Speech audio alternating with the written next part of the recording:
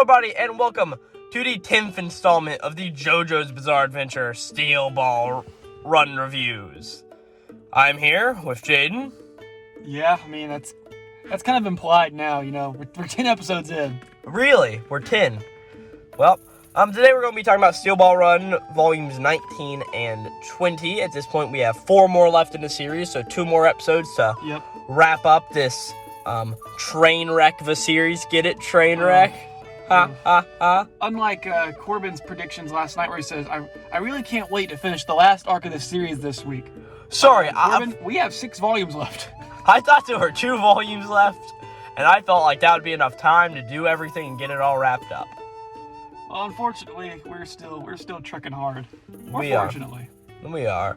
So we start off with chapter 73, and we go through 80, so about 8 decently sized chapters. Yep. Some of them are definitely bigger than others, and others are definitely smaller than others, but... Yeah, the thing is with Araki's, whenever he writes the monthly series, that his chapters are not very consistent, but that's also the medium allows him to. We also saw that with, 7 days in a week? Yeah. Whatever that was. But, because, like, when Stone Ocean and Golden Wind and all the parts that came out in Shonen Jump, each chapter was, I believe, exactly 20 or 21, somewhere on that number. Yeah, but they were the exact same every single time. About 19 pages is the amount of pages that these chapters normally are. That sounds about right. So it's about 19, and occasionally you can have 21. Mm-hmm.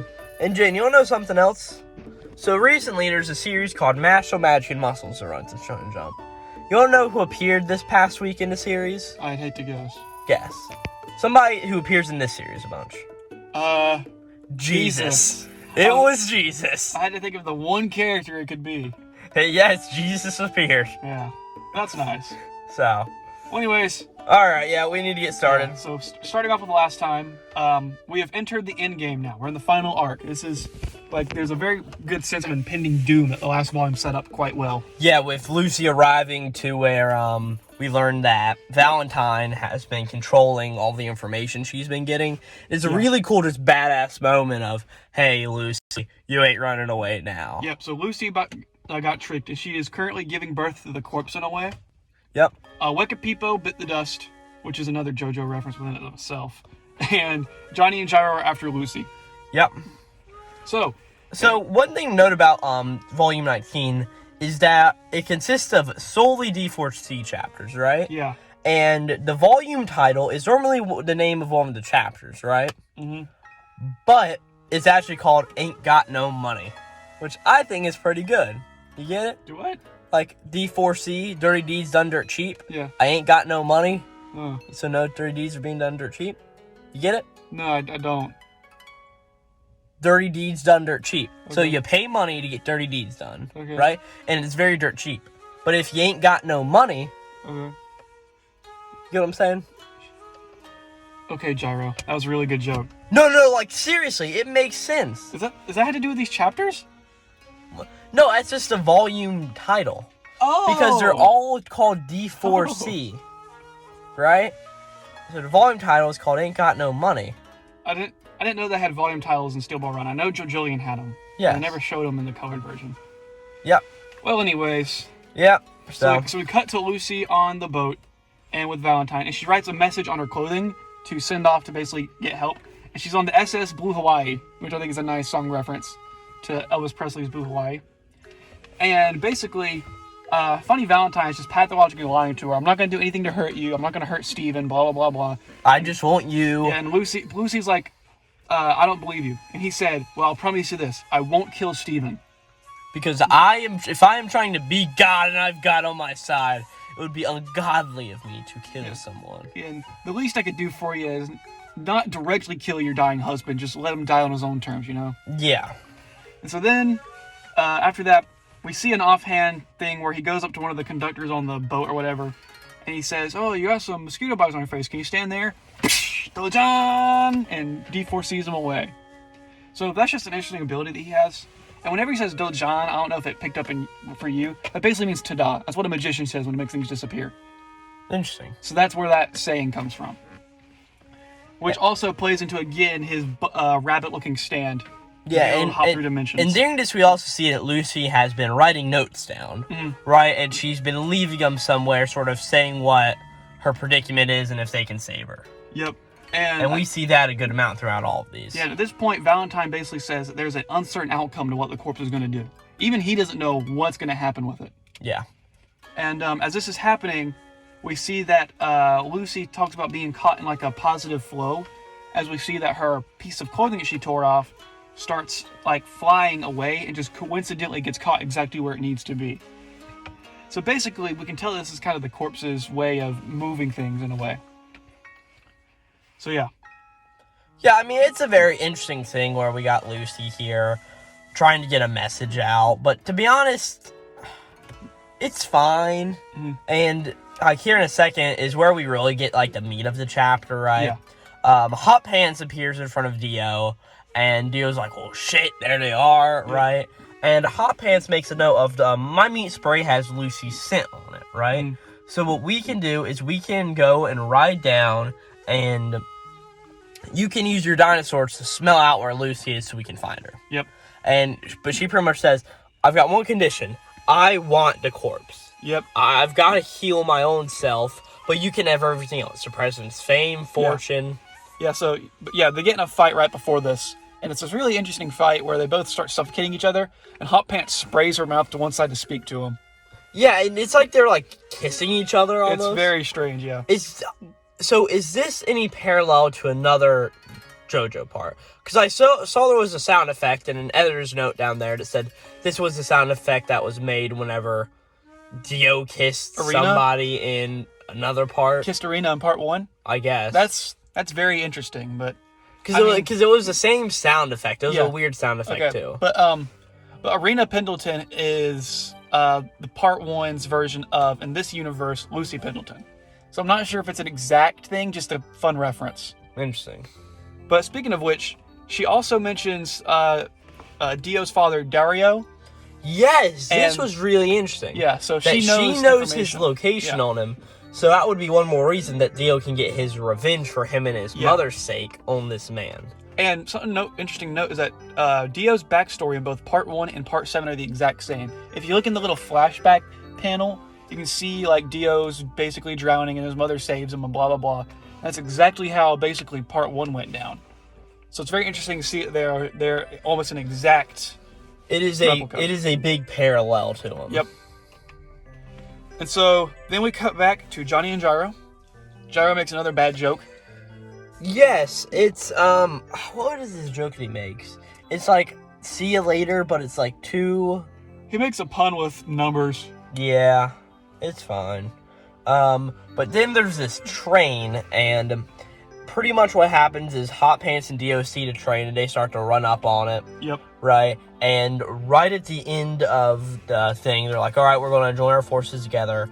And right at the end of the chapter, Alt Worlds, versions of them just fall out. out. Valentine throws out Alt World Diego's and Hot Pants', which is where the chapter ends. Yeah, it's very interesting. Yeah, so at this point, everybody's pursuing Funny Valentine, and it's basically Hot Pants, Diego, Johnny, and Gyro against them.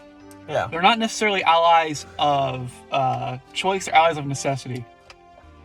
Yeah, it's fine. I mean, I do like thinking of the alt worlds just suddenly popping out. Mm-hmm. But after this point, it does really get confusing.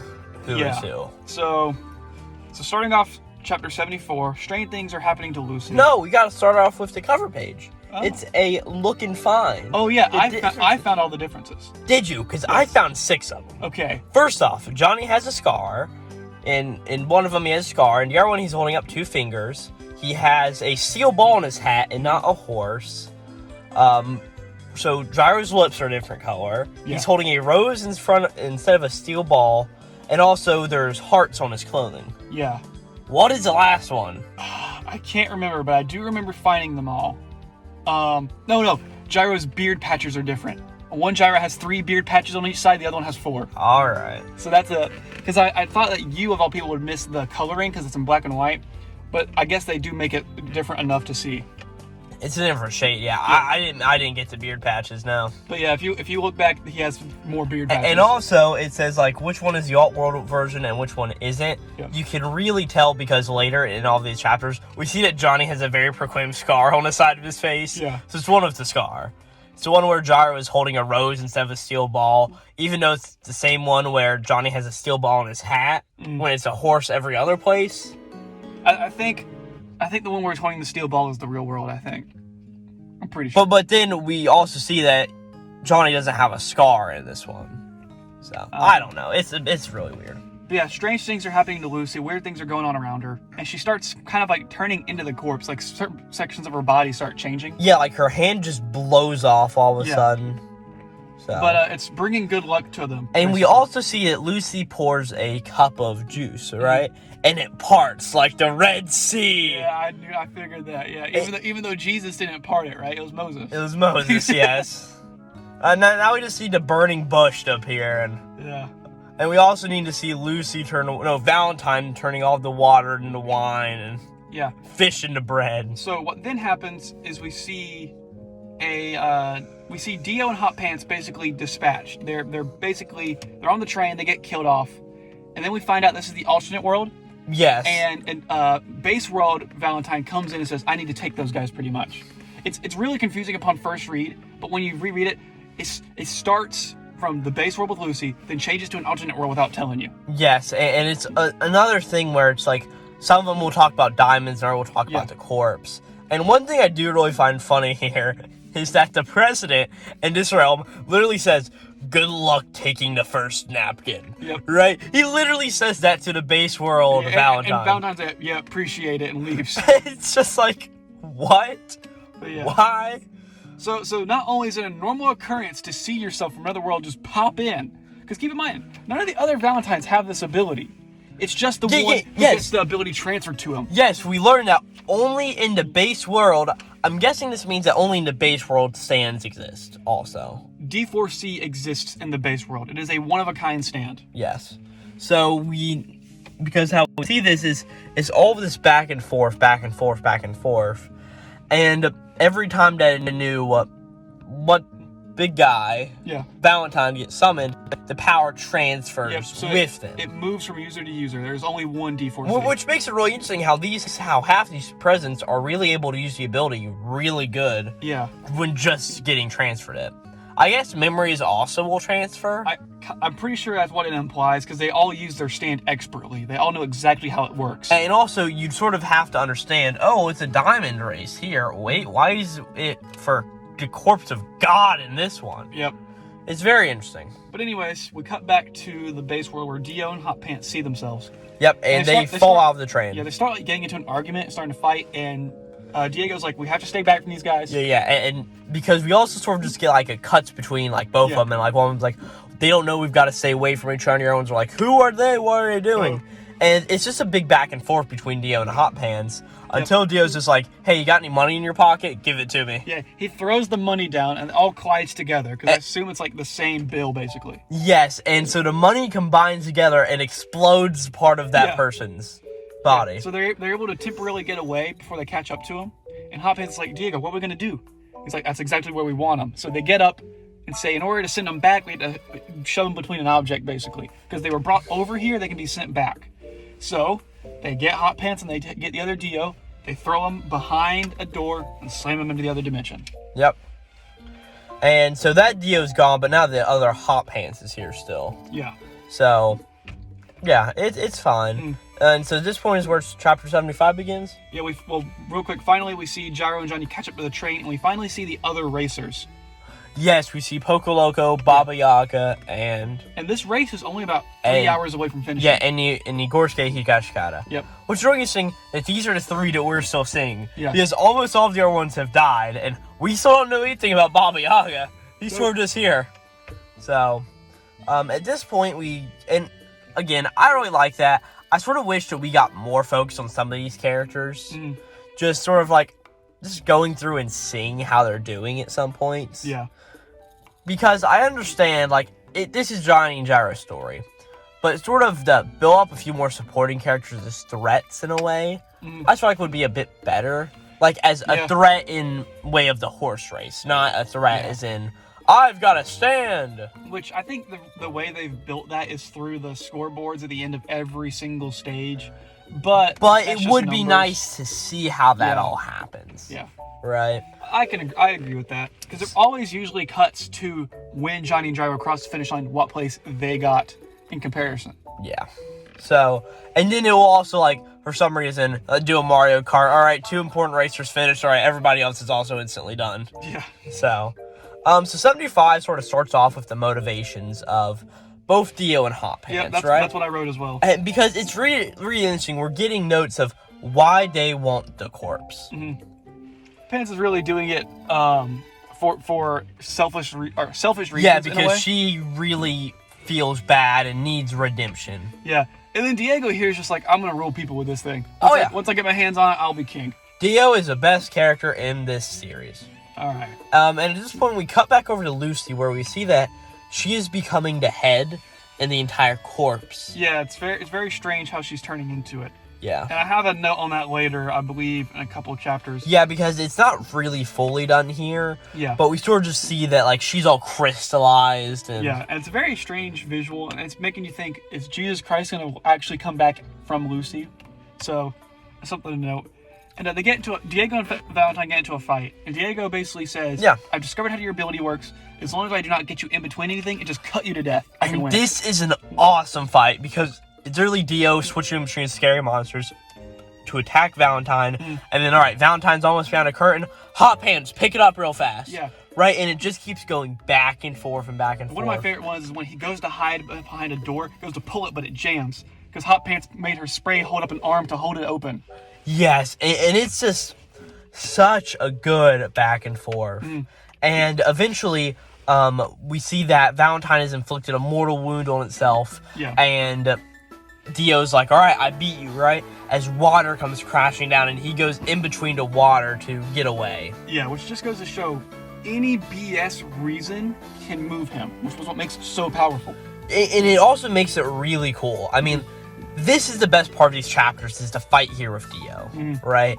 And it goes back and forth, and all of a sudden, Valentine appears. Yep. But there's actually 3 of them. He brings back more with him. And there's actually 3 of them. And all of a sudden, there's now 4, because Hot Pants turns Dio into one of them. And then Dio knocks it down to just 2 of them, and then Dio dissipates, leaving only a regular Valentine. Yeah, and basically he crashes through the window with him, taking him down. It's like, I'm going to basically destroy you outside to where you have nowhere to hide. Yeah, and it's just a really awesome panel as they just fall out. I think at this point we cut over to Johnny and Gyro, and they sort of see them fall out and make a note of it. And we just cut back at the end of the chapter where they're just fighting, and again, Valentine is dead. Yeah. But that's where chapter 75 ends. And I do agree, this is a really cool fight. Yeah, and in 76, we see that Dio is basically won. Yep. He beat Valentine, there's no way that he can get over. Oh wait, he goes under the train and disappears under the train wheels. Yeah. As they run over the track. Yeah, we see light forming around him real quick, which you can't really see this in the colored version, or in the black and white version, but in the colored version, it's just this bright yellow beam coming out of him with Love Train, which we'll get to later on. And it's like airbrushed, so it looks like it's glowing. It's pretty neat, but yeah. And I take this as like the light Jesus or whatever it's doing. Yeah, pretty much. And so at this point, Dio has won the fight, except he hasn't. And we also see that he has now been run over by the train, cleaved in half. Yep. So very, very unsatisfying end to Dio. It is. But again, he was the best character throughout this entire series. Yeah, but unless any of them get better, Dio was perfect. So. But again, I think that Dio he doesn't necessarily have a very broad character arc. He's very static. He's in it for himself. I mean, we don't even have any payoff to the whole thing with him meeting with the president and getting all of that, right? Yeah. In a better series, I would dare say, it would get a bit more payoff. But this isn't terrible. It's not bad. But I think the main thing is that one thing JoJo's is known for doing is very abrupt, just death. You're done. And it really sets in the dread of, oh crap, this villain could kill any character at any moment. And that's what I find interesting about you, is that you enjoyed in this series, but in different series like Chainsaw Man, where that same thing happens, you don't enjoy it as much. Yeah, but... Which, I mean, I don't know if that's just because you're biased towards JoJo. I mean, I'm obviously more biased towards Fujimoto works, but it is the same sort of thing. Like, I can tell you a few Chainsaw Man characters who just die like this. Spoilers for all Chainsaw Man here, but whenever Makima takes all of the characters on the beach, and they're all dead at that point, right? Or when she just kills Power. Yeah. But I also feel like that has more of a build-up to it than Dio's death here. Did Dio have a really cool moment here at the end? Yes. But I feel like it's also very flawed. Yeah, I can agree with that. But I mean, I see what you mean about, just abrupt deaths and how I'm very biased towards these probably. Yeah. But I think that's because if I say it's a stylistic choice, you could say that for anything. You really could. So I need to reflect more on myself about that, about why Chainsaw Man is actually bad. Yes. So... Sounds like I can exploit Jaden for some more content here on the channel. I knew he would say that as soon as I said something like that. Yeah, so, again, this Dio fight was really cool, and like I said, unless something different happens in these last 4 volumes, because we know that Gyro's going to have an amazing fight, and that Johnny's probably going to have an amazing fight with Valentine, but unless those are, like, totally top tier, Dio was the MVP of this series by far for me. Okay. He pulled through the series during Scary Monsters, so Dio's good. Okay. Well, I just remembered something, and I cannot speak about it. So. But, yeah. So then we cut over to Johnny and Gyro, who are like, well, we're getting ready to die if we keep going, right? And Johnny does tell Gyro, this is your last chance to turn back. After this, we are committed to the bit. And even if we win this, we may not win the race, right? And Gyro's like, well, hey, let's tell some secrets. Yeah. Right? And he's just like, well, I'm going to tell you my name, right? Gyro's like, and I don't know why he calls it a pet name. Yeah. Right? Really, as we'll get to in a second, shipping these two. Yeah. So we get Gyro, and we learn that Gyro's real name is what, like?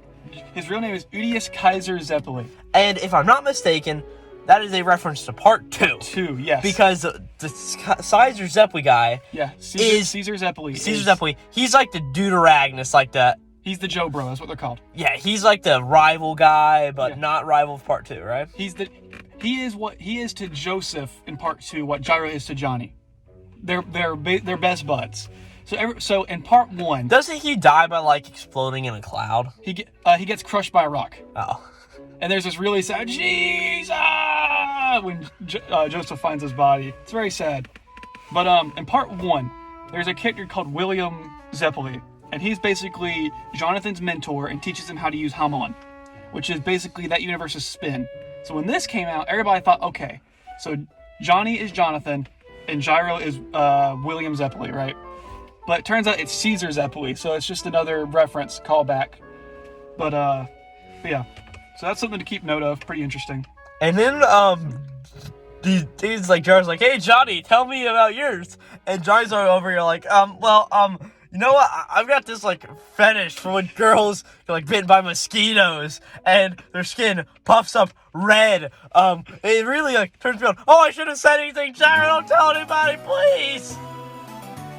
Yeah, and Gyro is also making sure Johnny, do not tell anybody this. He's adamant about his name. Yes. Because even some of his family members don't even know it. It's so weird. It's okay. I think, I want to be honest here, this is definitely an Iraqi self-insert. Because there are some things... Oh yeah, I was totally thinking the same thing. There are some things that are so bizarre, sometimes you're like, that has to be something Iraqi does. That has to be something that he does, not the characters, just putting that in there, just for the hell of it. Yeah, I mean, it's... Yeah, it's weird.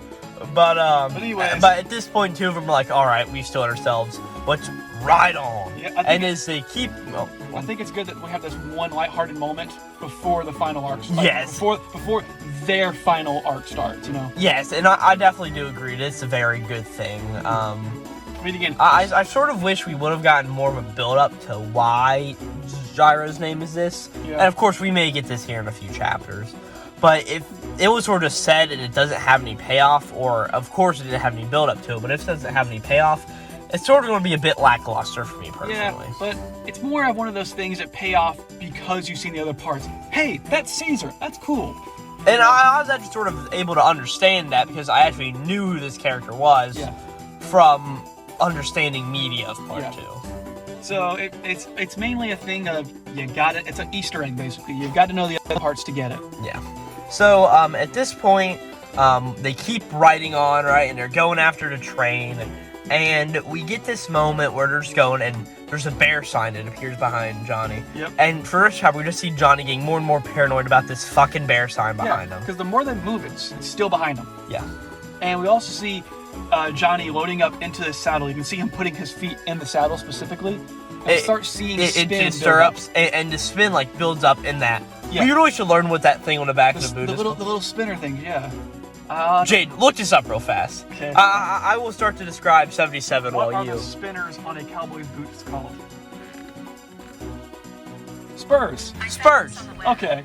Yeah, so what the Spurs just keep going, and they're just like spinning out of control. Yep. And we get an entire page while it's just spinning, and it does look really cool.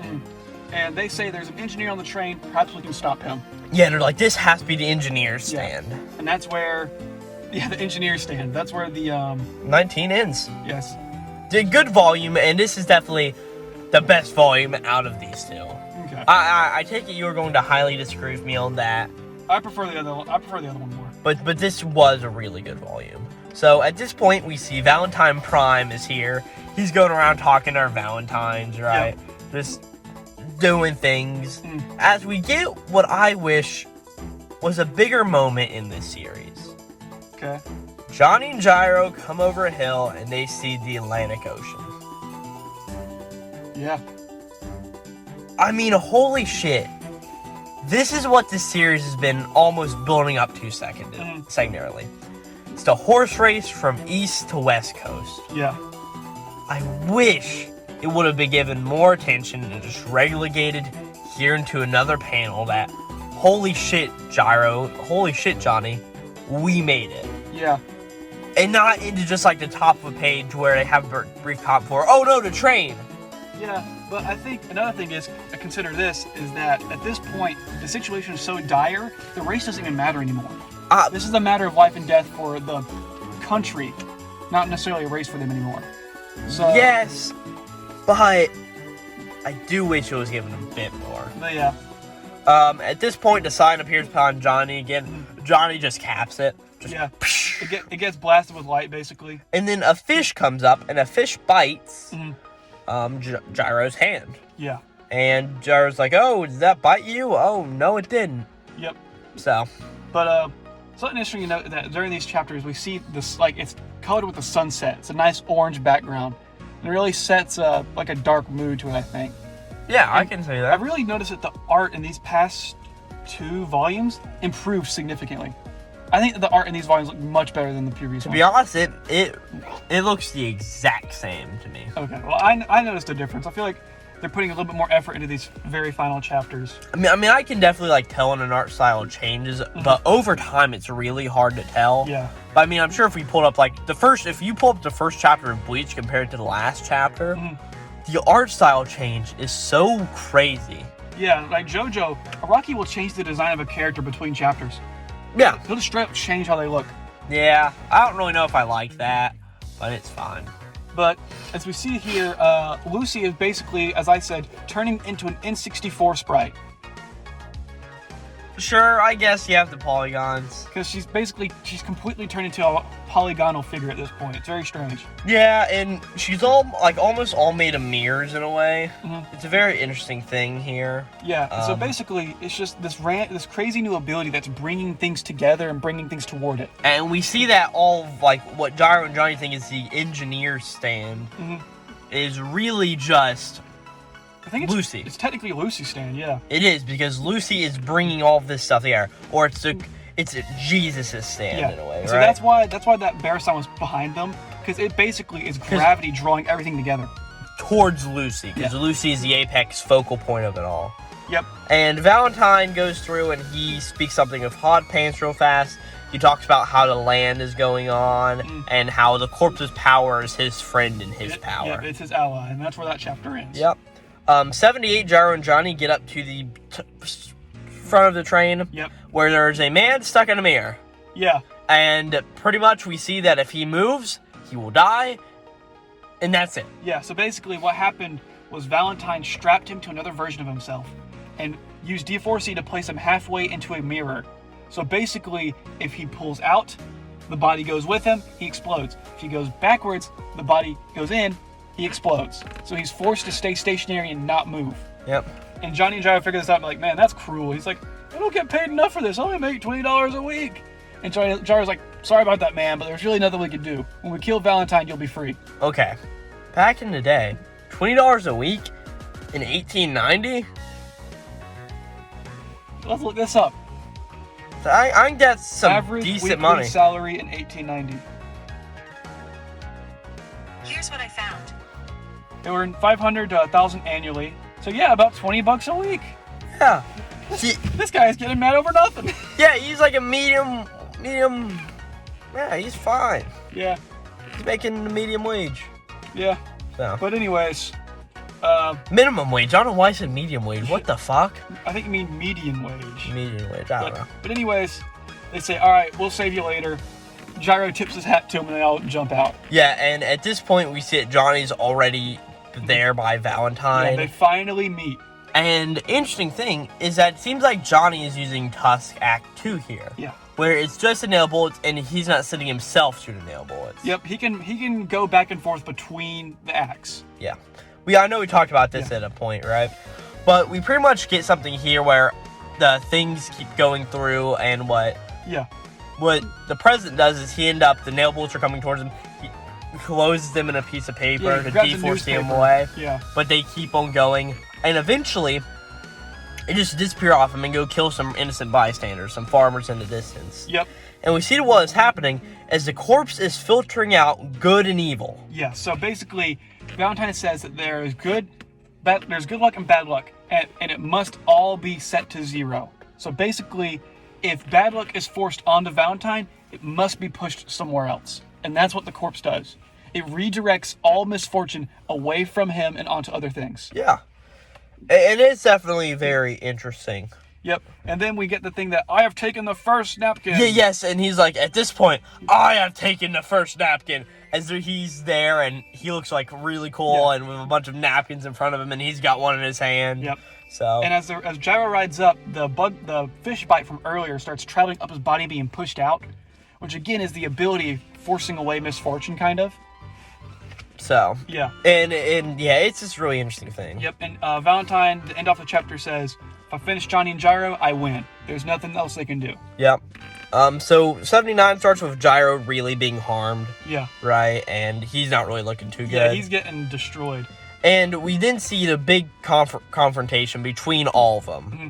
So, like, basically, Funny Valentine steps out of the train and can walk on this ray of light that he has. Yes. So he's got this ray of light that's almost coming from the corpse. Yeah. And as we see, so Lucy's new body has a bunch of gaps in between it where things can't exist, almost. Yeah. So he goes in between there and does some D4C stuff to pretty much almost win. Mm-hmm. Do you care to explain it any better with how these gaps sort of work? I mean, basically, what happens is this line creates a gap in the logic of the universe, kind of.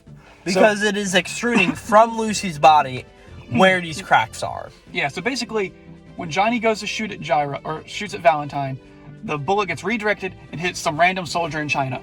Next, it kills a kid.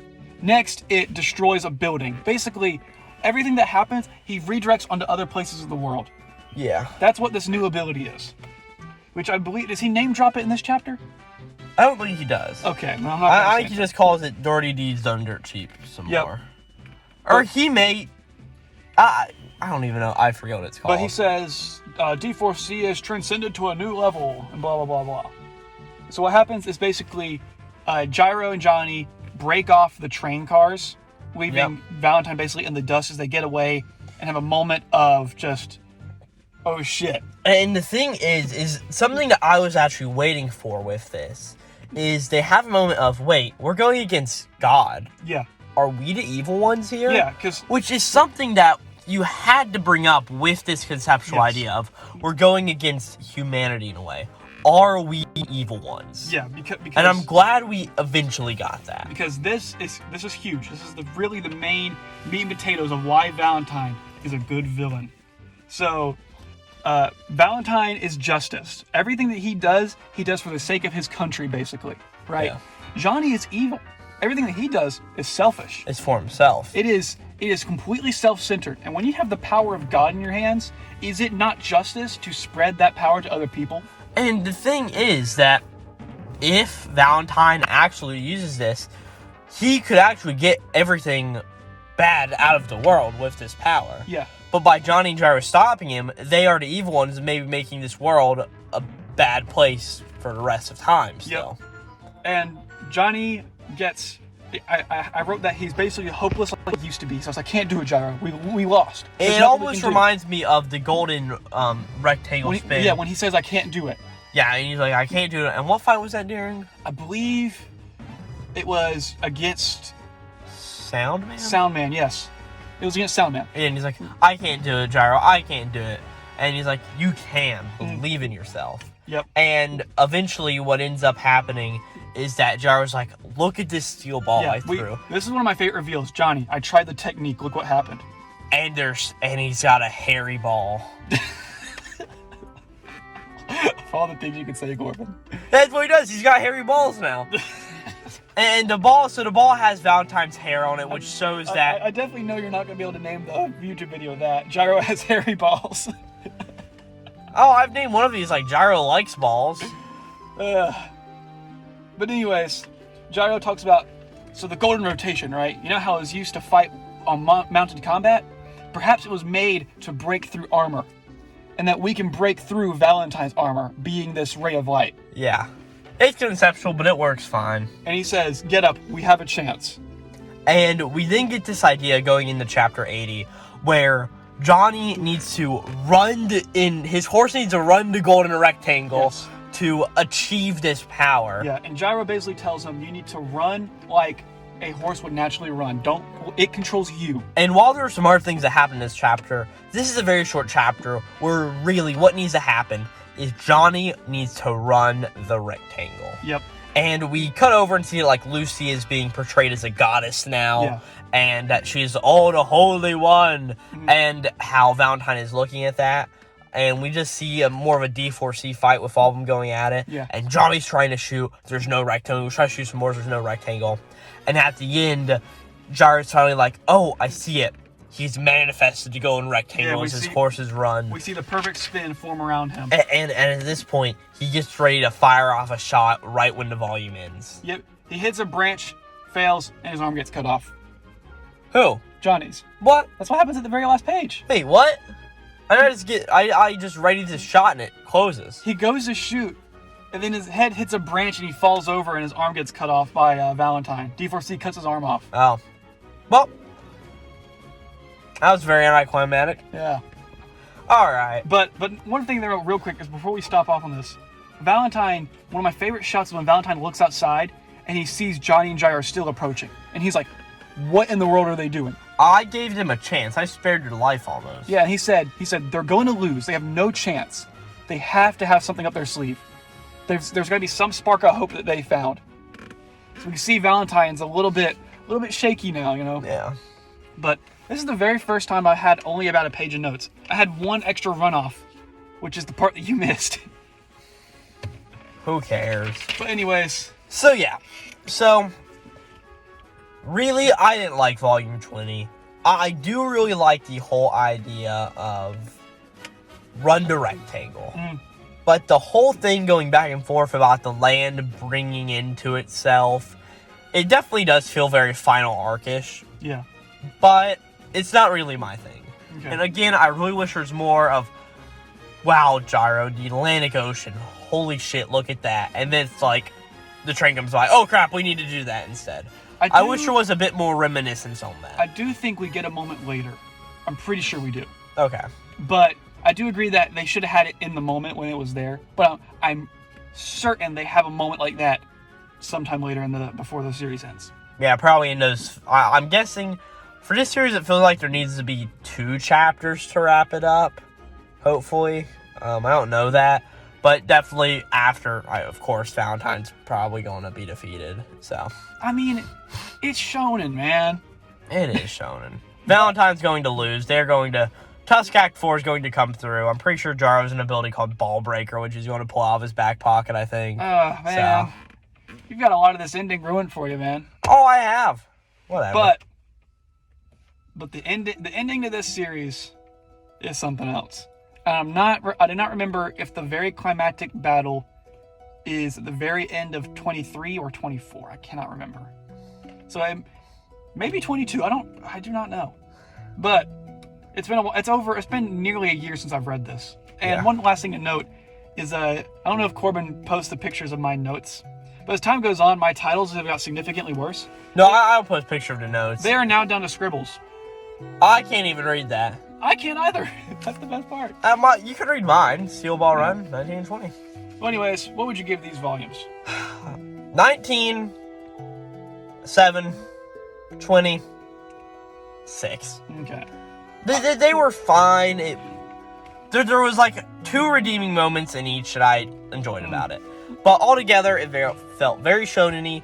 Back and forth. No real rhyme or reason to it, and just that. Yeah, these volumes, now obviously I'm biased towards JoJo, but I really like these volumes. If you say these are a 10 out of 10, I can't agree with you at all. I would give them each a 9. I can understand that, but I think they have flaws.